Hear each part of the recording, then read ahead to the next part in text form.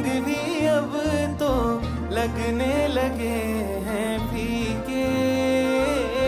गुरुवर नाम के रंग के आगे कोई रंग न साचा दी से।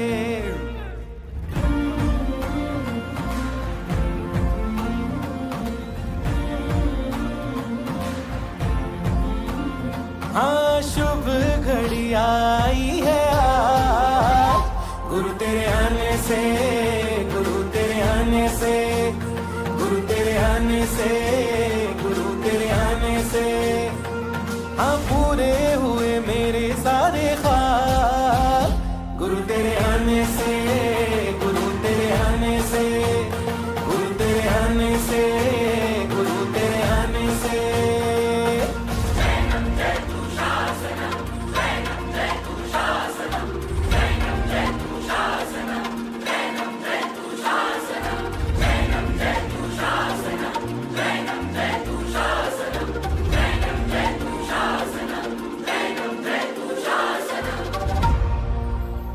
सुमति धाम की पावन भूमि तक की राह तुम्हारी थी, सागर से सरिता को जैसे मिलने की तैयारी थी।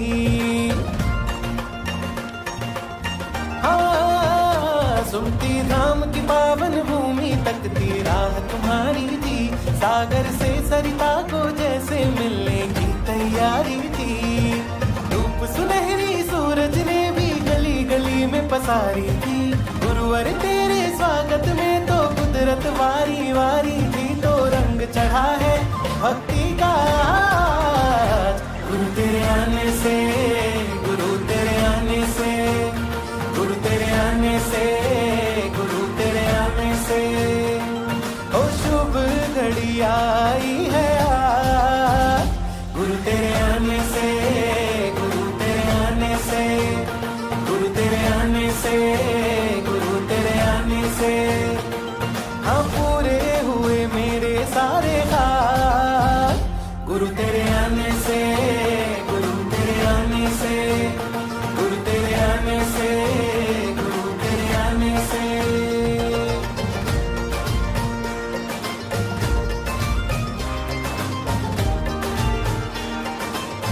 ओ लख 84 के फेरों से तारने तुम तो आए हो, मानव भव की माया से उभारने तुम तो आए हो।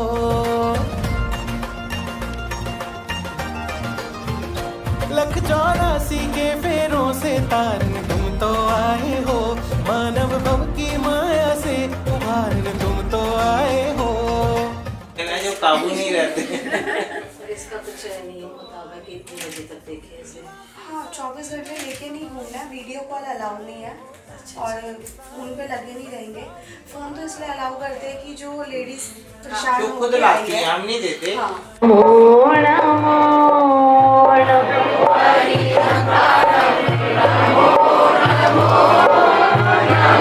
सभी गाइए, आगे पीछे चले।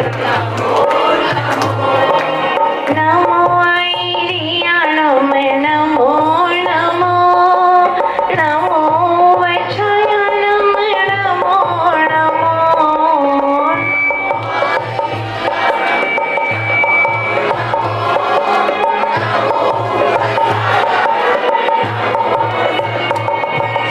नमो लोई सब साहुणो, ऐसो पंच नमो यारो।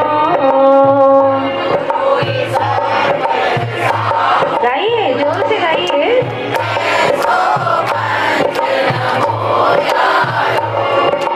ऐसो पंच नमो यारो, सब पावपनासनो।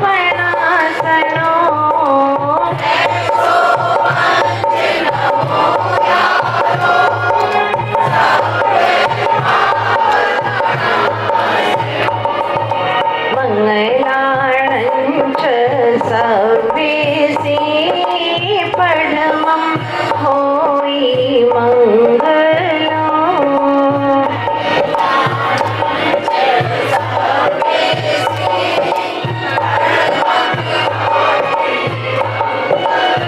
आदि तीर्थंकर श्री आदिनाथ भगवान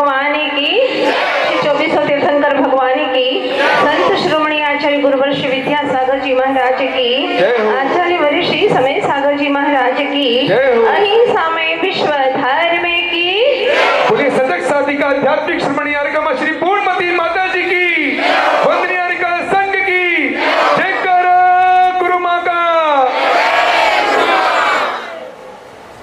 ऋषि मनीषियों ने कहा है, एक तो कांचन मेरु बहु रत्ना वसुंधरा, एक तो भयभीतस्य प्राणिनः प्राण रक्षणम।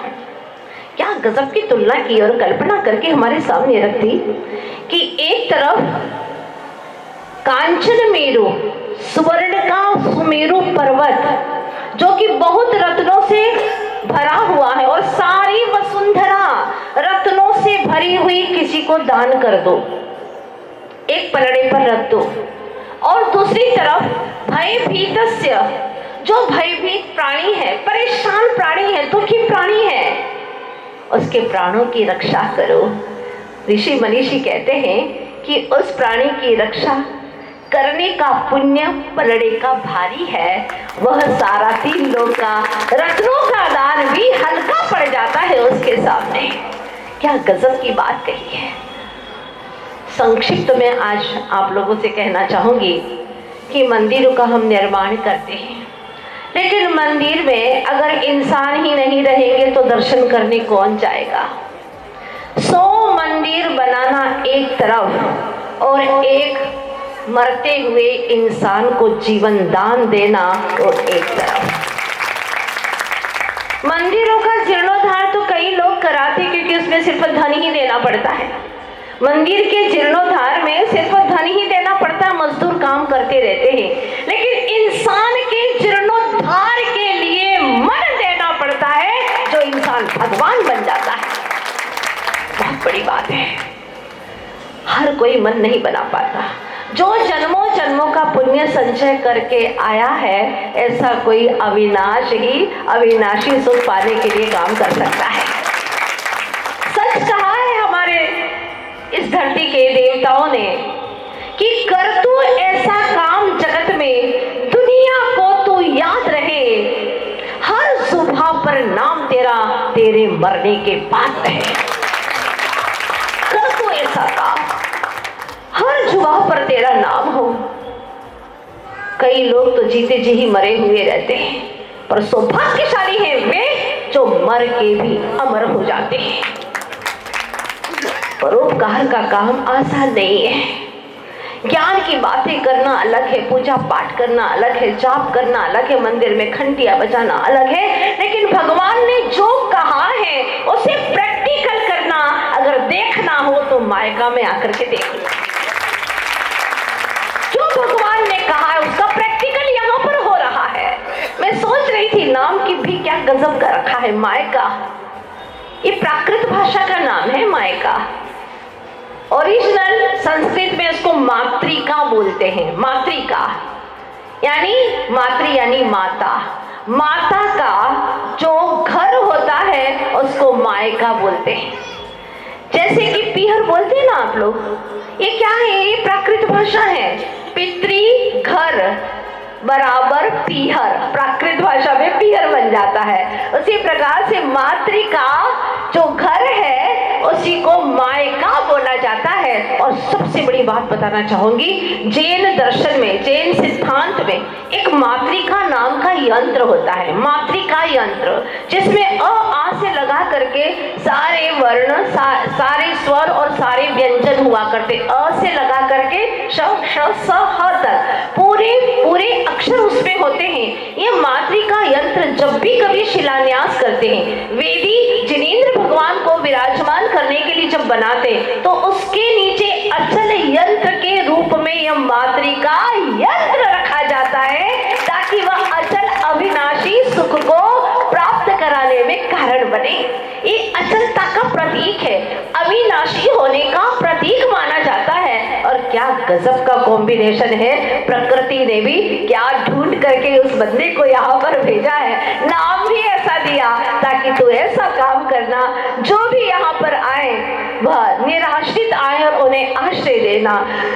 परिचित नहीं है, अपरिचित है। भाई आजकल तो कोई परिचित और उपकारी का भी उपकार करना नहीं चाहता। इतना व्यक्ति सेल्फिश हो गया है कि उसके पास भी समय नहीं है।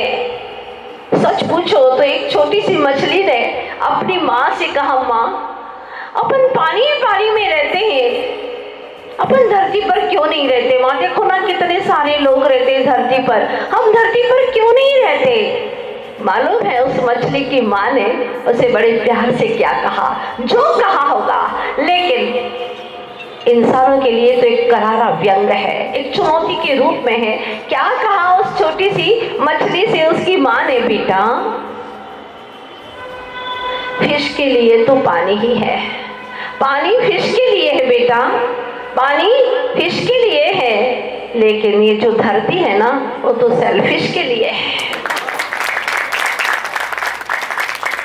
आज धरती के ऊपर सेल्फिश लोग रहते हैं, जहां देखो वहां स्वार्थ ही स्वार्थ दिखाई देता है। कोई अजूबे से लोग होते हैं इस धरती पर जो कहते नहीं है, करके दिखाते हैं।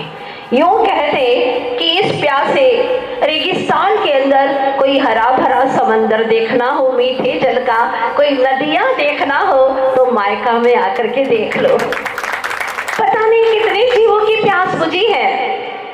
मैंने जब सुना लगभग 7,500 महिलाएं यहाँ से खुश होकर के, जो जिनकी जिंदगी बिल्कुल बर्बाद हो चुकी थी, जीने की आशा नहीं थी, उन्हें नए प्राण मिले। मानो प्राण वायु मिलती है यहाँ पर जीने के लिए, प्यार मिलता है। अपनों को कोई प्यार नहीं देता, लेकिन अपरिचितों को प्यार देना ये कोई महान इंसान ही कर सकता है। और 7,500 महिलाएं वापिस अपने घर कुशलता से अपने परिवार का पालन पोषण कर रही हैं। जिन बच्चों को फेंक दिया जाता है, जिनके प्राण कंठगत हैं, उनको यहाँ पर जीवन के लिए सुरक्षित रखा जाता है। और घर में उन्हें भोजन मिले ना मिले, यहाँ छोटे छोटे बच्चों को भी दिन में 2 बार दूध मिलता है। खाने पीने में कोई प्रकार की कमी नहीं, प्यार में कोई कमी नहीं। वाह गजब। आचार्य जी इसको सक्रिय सम्यक दर्शन कहते हैं। क्या? सक्रिय सम्यक दर्शन। सम्यक दर्शन की सिर्फ चर्चा नहीं है, यहाँ चर्या देखना है तो आकर के देखो कि एक आत्मा, एक जीव दूसरों को भी अपने जैसा जीव मानता है। जैसे मुझे जिस बात से दुख लगता है, यकीनन सारे जीवों को भी उस बात से दुख लगता होगा। इसीलिए कई बार मैं कहा करती हूँ कि जीवन का सार है भलाई, जैसे कि दूध का सार है मलाई। ऐसे ही दूसरे पर भलाई नहीं कर रहे, क्या सोचते कि मैं ही अपने ऊपर भलाई कर रहा हूँ, उपकार कर रहा हूँ, क्योंकि ये मेरा कर्तव्य है। और जो कर्तव्य मान करके यह कार्य कर रहा है, वाकई में वो इंसान एक दिन भगवान होने का कर्तव्य भी निभा लेता और स्वयं भगवान हो जाता है। बहुत कम होते हैं ऐसे लोग दुनिया में। आज जहाँ जहाँ पर हम देखते हैं कर्तव्य चल दिए, अधिकार रह गए हैं, उड़ गया करंट, सिर्फ तार रह गए हैं। क्या पूछते हैं इस हमारे वसुंधरा के, इस धरती के हाल? उड़ गए गुलाब, सिर्फ शूल रह गए हैं। खिल गए गुलाब, सिर्फ शूल रह गए हैं। धरती पर ऐसा जहाँ देखो वहाँ दिखाई देता है। लेकिन जैसे ही मैंने सुना मायका भी एक ऐसा स्थान है, मेरे मन में बहुत प्रसन्नता थी यहाँ आने की। और मुझे ऐसा लगा कि मैं एक मंदिर में ही प्रवेश कर रही हूँ, जहाँ जीवंत भगवान जैसी आत्माएं रहती हैं, जो दूसरी आत्माओं से प्यार करती हैं, अपने जैसा समझती हैं। ऐसे जीवों को हम सम्यक दृष्टि कहते हैं। सम्यक दर्शन का आचरण और क्या होगा? ऐसा ही है तो जीवन का भी एक लक्ष्य होना चाहिए कि हम भगवान बनना सभी चाहते हैं, लेकिन भगवान होने के पहले एक अच्छे इंसान अवश्य बन जाए। कहना चाहूंगी कि सोने चांदी के सिक्के कल बन सकते हैं, सोने चांदी के सिक्के कल बन सकते हैं। पहले ईमान बनाना सीखो और ये बांध और सड़कें बन जाएंगी सैकड़ों, पहले इस पर चलने वाला इंसान बनाना सीखो। अगर इंसान ही नहीं रहेगा तो कौन चलेगा? पशु पक्षी तो बहुत भरे पड़े हैं इस संसार के अंदर। मुझे वो बात याद आती है जब राजवैद्य नागार्जुन, उसे एक सहायक की जरूरत पड़ी तो उसने राजा से कहा कि राजा जी मुझे एक सहायक की बहुत ही जरूरत है। तब तब राजा ने एक के स्थान पर 2 सहायक भेज दिए और कहा कि तुम चुन लेना, इन दोनों में से तुम्हें जो उचित लगे उसे चुन लेना। तब नागार्जुन ने क्या किया, एक रसायन दिया और रसायन देकर के कहा कि राजमार्ग से तुम्हें जाना है और उस बगीचे में जाकर के इस रसायन को पूरी तरह से तैयार करके लाना है जैसा मैं चाहता हूँ, पर राजमार्ग से ही तुम्हें गुजरना है। अब वह राजमार्ग से गया और एक तो जल्दी से रसायन तैयार करके ले आया, लेकिन दूसरा व्यक्ति ला नहीं पाया। शाम ढल रही है, प्रतीक्षा हो रही है, नागार्जुन देख रहे हैं अभी तक आए नहीं, पता नहीं क्यों नहीं आए अभी तक। इतने में ही ढलते ढलते शाम वह आ गया और अपना मुख नीचे किए हुए हैं। नागार्जुन ने पूछा, क्या बात है, क्यों परेशान हो? मैं इसलिए परेशान हूँ कि मैं आपका रसायन तैयार नहीं कर पाया, मुझे क्षमा कर देना, माफ़ कर देना, मुझे भी नहीं कर पाया और बड़ी मुश्किल से इस टाइम तक पहुँच पाया हूँ, यहाँ तक आ पाया हूँ। बात क्या है? बात यह है कि जब मैं राजमार्ग से जा रहा था, आपने कहा था कि राजमार्ग से ही जाना है, मैंने वहाँ पर देखा, तड़पते हुए व्यक्ति को देखा, बहुत परेशान था, आंखों में आंसू थे, बड़ी वेदना थी उसके शरीर में, करा रहा था। मुझसे यह वेदना देखी नहीं गई, माफ करना, मैं उसका उपचार करने में लग गया, लेकिन जब उसकी आंखों में रोशनी आई, रौनक आई, वो खुश हुआ, स्वस्थ अपने आप को महसूस करने लगा, तब मैं लौट करके आ गया हूँ, मुझे क्षमा कर देना, मैं आपका रसायन नहीं बना पाया। मालूम है नागार्जुन ने क्या किया? उसने कहा, मुझे तुम्हारे रसायन की जरूरत नहीं है, तुम्हारे प्रेम, करुणा और इस अनुकंपा और दया के रसायन की मुझे जरूरत थी। और तुम ही चले गए हो राजवेद्य के सहायक के रूप में, और उसी व्यक्ति को चुना गया। आचार्य भगवान गुरुवर श्री विद्यासागर जी महाराज एक जगह शतक में लिखते हैं, सेवा करते देव हैं वैभव जिनका दास, मृग मृगेंद्र मिल बैठते देख दया का वास। जहां पर दया का वास है वहां पर देवता भी उनकी सेवा करने के लिए तरसते हैं। जो औरों की रक्षा करता है, औरों के प्रति दया का भाव रखता है, वो व्यक्ति के जीवन में कभी यश कीर्ति में कमी नहीं आती। जो निस्वार्थ भावना से औरों के लिए प्रेम लुटाता है, दुनिया उसे प्रीत करने के लिए तरसती है। ये हकीकत है, क्योंकि मनुष्य ही एक ऐसा है जिसके पास में मदद करने की क्षमता दी है, परोपकार करने की क्षमता दी है, और वो हमारे पास में है। याद रखना इस महत्वपूर्ण बात को कि जितना परोपकार करते रहोगे तुम्हारे पास में कुछ कमी नहीं होगी, अभी तो गुणवत्ता में तुम्हारे अंदर और वृद्धि होती चली जाएगी। जितनी मदद करते चले जाओगे उतना ही कर्म तुम्हारी, पुण्य कर्म तुम्हारी मदद करता चला जाएगा। औरों के लिए जो मरता है, औरों के लिए जो जीता है, उसका हर आंसू रामायण, प्रत्येक कर्म ही गीता है, उसका हर आंसू रामायण, प्रत्येक कर्म ही गीता है। और कोई अलग से गीता नहीं है, यही गीता है, यही रामायण है। खाली पढ़ना, होठों से बुदबुदाना, ये पाठ नहीं है। पाठ तो वही है जो व्यवहार में अपना जीवन वैसा बना दे। जो स्वहित ही करता रहे वह तो पशुता की कोटि में आता है, लेकिन जो परहित के बारे में भी विचार करता है वो मनुष्यता की कोटि में आता है। पर तीसरा वो है जो दूसरों के हित के लिए अपना हित भी कुर्बान कर दे, ऐसा व्यक्ति देवता की कोटि में आता है। आपने देखा होगा इस धरती पर कई तरह के वृक्ष होते हैं, एक बबूल का है, एक नीम का है और तीसरा पीपल का है। कभी सोचा आपने इसके बारे में? लोग पुराने कहा करते थे कि बबूल के पेड़ के नीचे कभी मत सोना। आखिर क्यों? क्योंकि बबूल के जो कांटे हैं वह तुम्हारी सारी एनर्जी को खींच लेंगे। गुरु तेरे आने से, गुरु तेरे आने से, गुरु तेरे आने से, गुरु तेरे आने से, हाँ पूरे हुए मेरे सारे ख्वाब। जो स्वयं त्याग और ज्ञान की मूर्ति हैं, और उनके लिए अगर केवल हम लोग यहाँ पर इकट्ठे होते हैं और उनको सुनते हैं तो शायद हमारे न जाने कितने पाप धुल जाएंगे। इसी आशा से हम सब लोग यहाँ पर आते हैं। अभी मुझे एक कार्यक्रम के अंदर उनको सुनने का मौका मिला। मैंने पुलिस फोर्स, आप समझ सकते हैं कि डिसिप्लिन फोर्स, जिसके लिए न जाने कितने बड़े बड़े साइकोलॉजिकल उनको लेसन्स दिए जाते हैं, पूरा फिजिकल उनका ट्रेनिंग प्रोग्राम्स होते हैं, लेकिन how to reduce their stress, उसके लिए माताजी वहाँ गई और इतनी बड़ी पुलिस फोर्स को उन्होंने ऐसे आसान आसान मंत्र दिए जिनसे उनका स्ट्रेस कम हो सकता है। मैंने जब भी उनको सुना है और देखा है तो मुझे ऐसा लगता है कि एक मैं भी नारी हूँ, एक वो भी नारी हैं। ठंड है तो हमें ठंड लग जाएगी, भूख है तो हमें भूख लग जाएगी।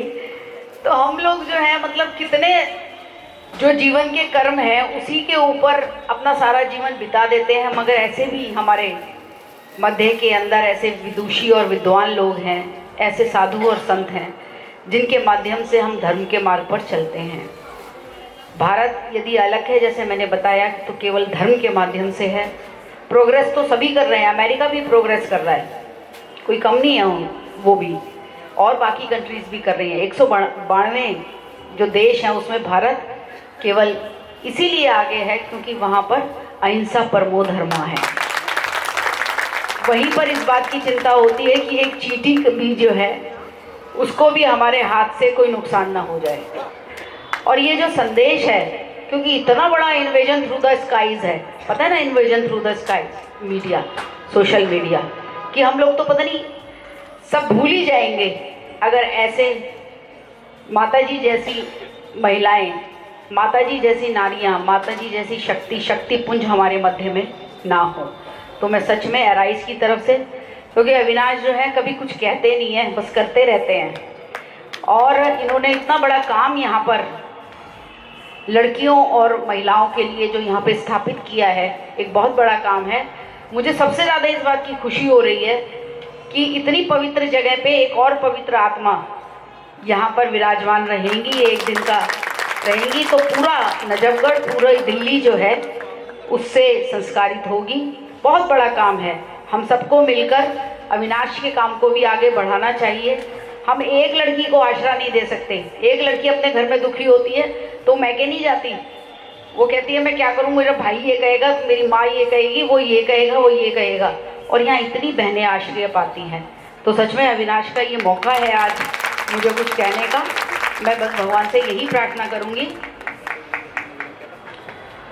हाँ, और मुझे बताया गया, मैं अपने मुँह से ये क्या बताऊँ, एक कार्यक्रम महावीर जयंती का हमारे दिल्ली विधानसभा के अंदर भी हुआ, और वहाँ पर भी मामले का हुआ था और महावीर जयंती के लिए निवेदन क्या हुआ नहीं, वो देखिए अब मैं इस मंच पर, हाँ जो भी है, मतलब मैं इस मंच पर कुछ नहीं कहूँगी। हम सब तो बहुत छोटे छोटे से इसमें एक कार्यकर्ता के रूप में हैं, और हमें ये अवसर मिल जाता है। हम जो भी कर सकेंगे, इसमें कुछ ऐसी कहने की आवश्यकता है ही नहीं। हमसे जो भी कुछ होगा वो हम अवश्य करेंगे, क्योंकि हम सब भी ये जानते हैं कि अगर इस जीवन को संवरना है तो वो धर्म से ही संवारा जा सकता है, और कोई चीज़ ऐसी नहीं है। बहुत अधिक समय न लेते हुए आप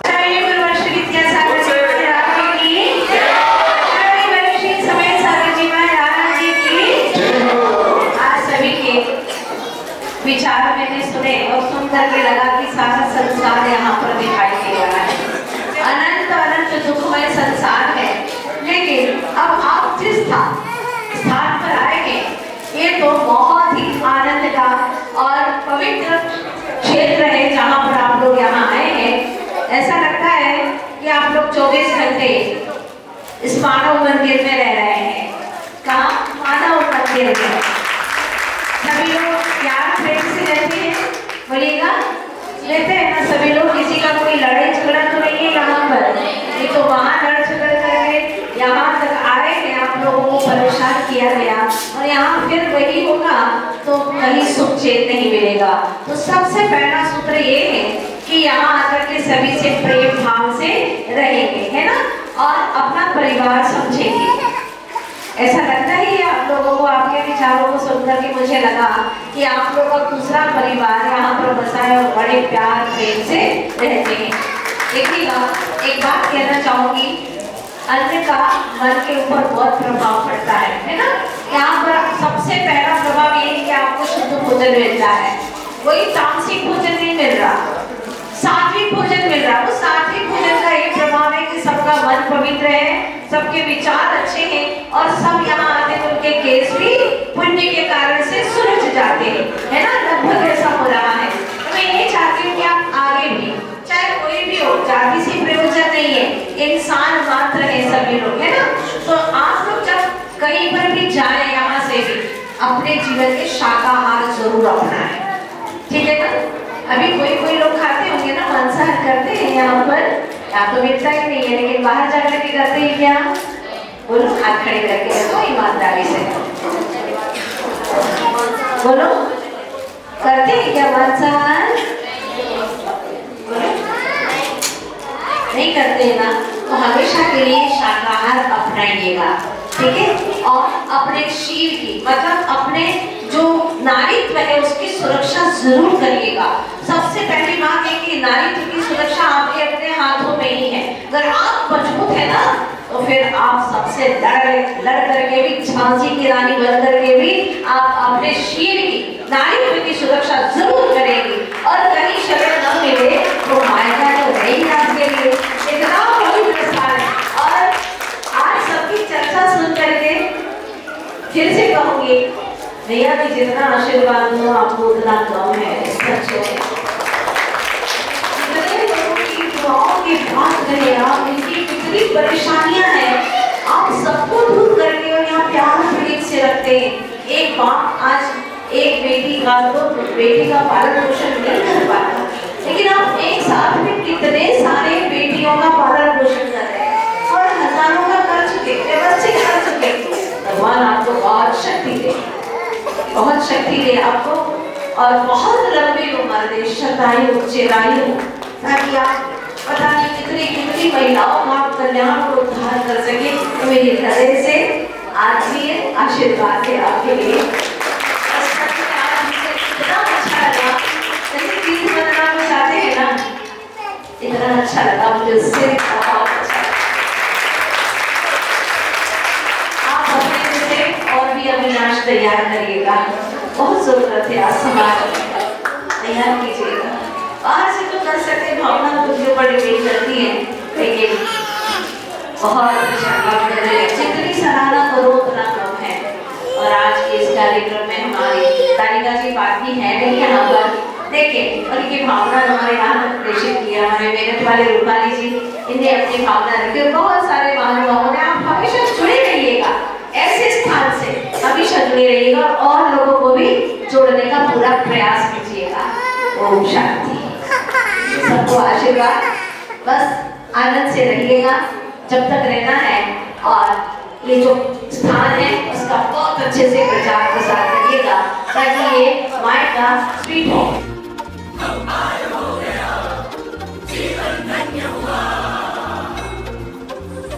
गुरु तेरे आने से, गुरु तेरे आने से। उसके बाद मेरे भाई लोग बहुत मुश्किल से लेके आए थे, मेरी माँ को भी थप्पड़ मारा पड़ेगा वालों के सामने, इसके लिए मैं अपने मायके में भी नहीं रह सकती, क्योंकि मैं वहाँ पे घर भी उठा कर नहीं रह सकती। अभी मैं यहाँ पे 5 महीने मेरे भी होने वाले हैं, मैं भी यहाँ बहुत खुश हूँ। यहाँ पे मेरा बच्चा भी बहुत खुश है, खेलते रहता है, पहले खेलता भी नहीं था। तो थैंक यू, थैंक यू निकाल दिया, मायका आ गई थी मैं अपने घर, वहाँ से भी मैंने उनसे कोशिश की बात करने की कि मैं आना चाहती हूँ, और मैं अपने घर वालों से छुप के भी गई वहाँ पर। सास ससुर ने, पति ने घर से निकाल दिया धक्के मार के। फिर पापा के पास गई वहाँ पर, पापा ने बोला कि केस करना होगा। मैंने बोल दिया कि नहीं पापा, मुझे केस नहीं करना है, मुझे मुझे के पास जाना है। मैंने उनको बोला, तो उन्होंने मुझे, मतलब उन्होंने भी बोला कि तो हमारे लिए मर गई है और हम चाहते हैं कि तू दूसरी शादी कर। मैंने बोला नहीं, मुझे दूसरी शादी नहीं करनी है, मेरी शादी वहाँ पर हो चुकी है, मुझे उसी घर में जाना है। बस इस वजह से वो भी मेरे खिलाफ हो गए थे और फिर मैं यहाँ पर आ गई। मैं 3 महीने से हूँ यहाँ पर। यहाँ शांति लग रही है। 18 साल की मुझे भी दिखा रही मैं यहाँ पे 3 साल से रह रही हूँ।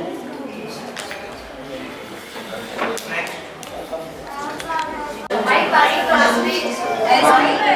मेरा नाम पूजा है, मैं हरियाणा से हूँ। मेरी शादी 17 साल की उम्र में कर दी थी मेरे पापा ने।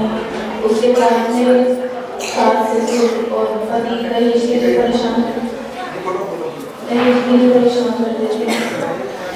उसके बाद में काफ़ी टाइम तक पापा देते भी थे दहेज, तो मैंने पापा अभी आप अपनी शादी बिगाड़ रहे हो, बाकी जब आप नहीं रहोगे तो उसके बाद में ये मुझे फिर से परेशान करेंगे। तो वो ये बात समझने को तैयार नहीं हुई। तो वो बोलते थे कि कोई नहीं, जब तक मैं हूँ तब तक तो ऐसे ही चलने देती। तो मैंने उनको बोला कि पापा आप जब तक हो आप तो अच्छे बन जाओगे उनकी नजरों में, लेकिन आप मुझे कहीं पर नहीं छोड़ के जाओगे। उसके बाद में इनकी इतनी हालत खराब हो जाएगी कि हर छोटी छोटी बात में मेरे को ऊपर हाथ आएंगे। और वही हुआ। उसके बाद में मतलब मेरे यहाँ जो मेरे ससुर थे उन्होंने भी मेरे ऊपर 2 बार हाथ उठाया, मेरे देवर ने भी और मेरी सास ने भी। और पति का तो मतलब महीने में 20 दिन तो होता ही था। मतलब हर छोटी छोटी चीज के लिए मतलब मैं किसी भी घर के सामान के लिए बोल देती कि मम्मी ये ला दो सास को, तो 1 मिनट में बोल देती थी कि पैसे दे, तेरे बाप ने दिए हैं। मतलब मेरा खुद का सामान नहीं, उनके घर का सामान पर्सनल उसके लिए भी। उसके हाँ उसके बाद में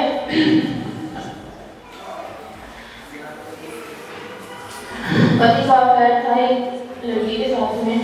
2021 में जहर भी खाया। उसके बाद में आईसीयू में रही। आईसीयू में पापा को बोला कि पापा मुझे इनके साथ नहीं जाना है, मुझे आपके साथ जाना है। तो पापा उन्होंने तब भी ये बात बोली कि तू अभी हमारे साथ नहीं चल सकती, अगर तू अभी हमारे साथ गई तो लोग बातें बनाएंगे। मतलब लोगों की बातों की परवाह है, मेरी परवाह नहीं है। उसके बाद भी मैं ससुराल गई अपने, फिर कुछ दिन बाद पापा लेके गए। फिर ऐसे ही समझा बुझा के कि अब ऐसा कुछ नहीं होगा। मैंने कम से कम 1000 मौके दिए अपने पति को, फिर भी नहीं माना। फिर 2 महीने पहले मैं यहाँ पर आई, तो 2 महीने पहले पापा को हार्ट अटैक आया जब मैं यहाँ पर थी। तो उसके बाद में मैंने सोचा कि कहीं पापा को सच में कुछ हो ना जाए, तो मैं भाई के साथ चली गई यहाँ से। उसके बाद में गई, तो जब मैं गई तो उसके 10 दिन बाद पापा ने मेरा फ़ोन तोड़ दिया कि तुम कभी किसी NGO वगैरह से बात नहीं करेगी। मतलब यहाँ के बारे में बोल देते कि किसी की कोई कॉन्टेक्ट नहीं रखेगी। मेरा फ़ोन तोड़ दिया, मेरा गला दबाया पापा ने। उसके बाद में 2-3 दिन बाद मैं फिर से निकल गई घर से। उसके बाद में 4 दिन बाद पति आया, रोने लगा बहुत। 2 दिन आया वो, मतलब पहले दिन तो मैं नहीं गई। उसके बाद में दूसरे दिन जब आया तो घटना में लगे कि या तो आज तुम मेरे साथ जाएगी या फिर मेरी लाश रहेगी। तो मैंने सोचा कि ठीक है चलो शायद रिश्ता बच जाए। उसके बाद में गई, पति ने इतना मारा कि तुम मुझे छोड़ के गई क्यों? अरे तुम रहने भी नहीं देते हो और छोड़ के भी नहीं जाने देते हो, ये कैसी बात हुई? यहाँ तक कि फरवरी में प्रेग्नेंट हुई थी मैं, तो पति ने मेरे पेट में लात मारी, बोला कि मुझे तेरे को बाप नहीं बनना है।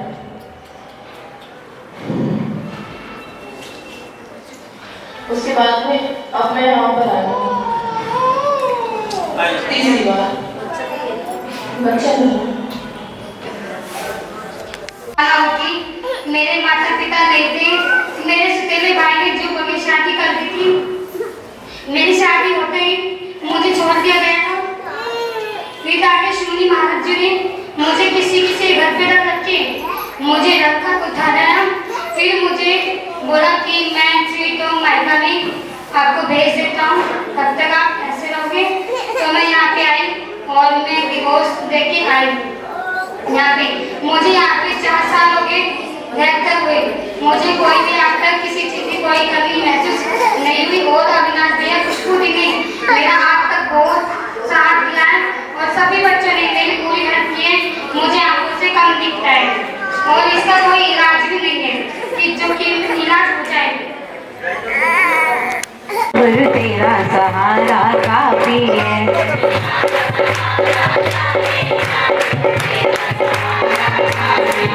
कुछ करने की क्या जरूरत है, चरणों में गुजारा काफी है।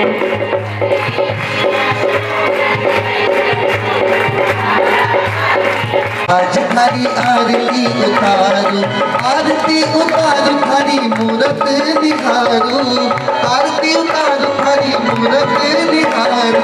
जय दोगे जय दोगे जय दोगे हो श्रीकार। आज हरी आरती उतारू विद्यासागर महाराज, आज हरी आरती उतारू।